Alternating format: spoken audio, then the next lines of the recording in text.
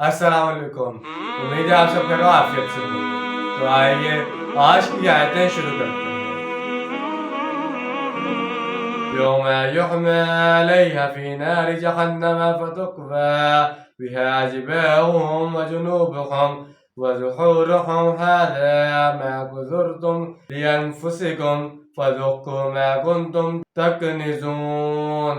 جس دن ان سونے اور چاندی کو تپایا جائے گا جہنم کی آگ میں، اور پھر داغا جائے گا ان سے ان کی پیشانیوں، ان کے پہلوؤں اور ان کی پیٹھوں کو، اور ساتھ کہا جائے گا یہ ہے جو تم نے اپنے لیے اکٹھا کیا تھا، تو اب چکھو مزہ اس کا جو کچھ تم جمع کرتے آئے ہو۔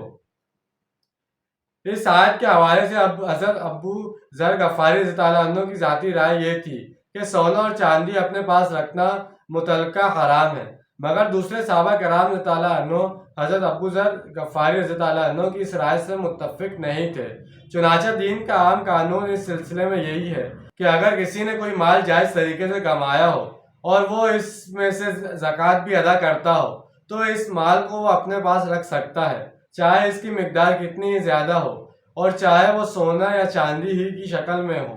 ایسا مال ایک شخص کی موت کے بعد اس کے ورثہ کو جائز مال کے طور پر قانون وراثت کے مطابق منتقل بھی ہوگا۔ چنانچہ اللہ تعالیٰ کا نازل کردہ قانون وراثت خود اس بات پر دلیل ہے کہ مال اور دولت کو اپنی ملکیت میں رکھنا ناجائز نہیں ہے، کیونکہ اگر مال جمع نہیں ہوگا تو وراثت کس چیز کی ہوگی اور قانون وراثت کا معاملہ کیا مقصد رہ جائے گا۔ اس لحاظ سے قرآن کے وہ احکام روحانی اور اخلاقی تعلیم کے زمرے میں آتے ہیں جن میں بار بار مال خرچ کرنے کی ترغیب دی گئی ہے۔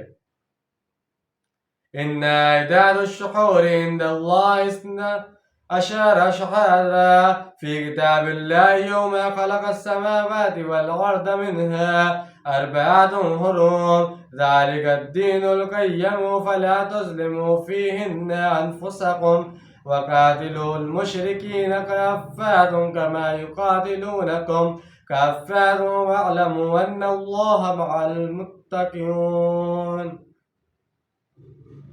بے شک اللہ کے ہاں مہینوں کی تعداد 12 ہے۔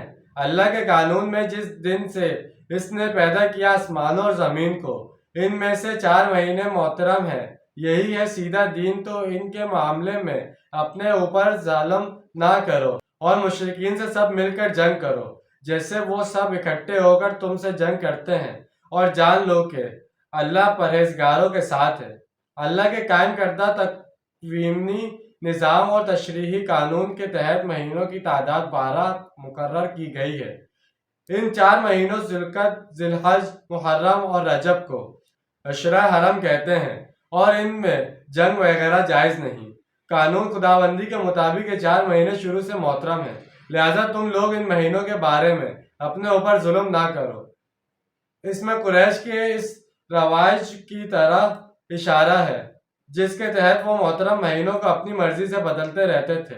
کسی مہم یا لڑائی کے دوران میں اگر کوئی ماہ حرام آ جاتا تو اس مہینے کے احترام میں جنگ اور جدال بند کرنے کے بجائے وہ اعلان کر دیتے کہ اس سال اس مہینے کے بجائے فلاں مہینہ ماہ حرام کے طور پر منایا جائے گا۔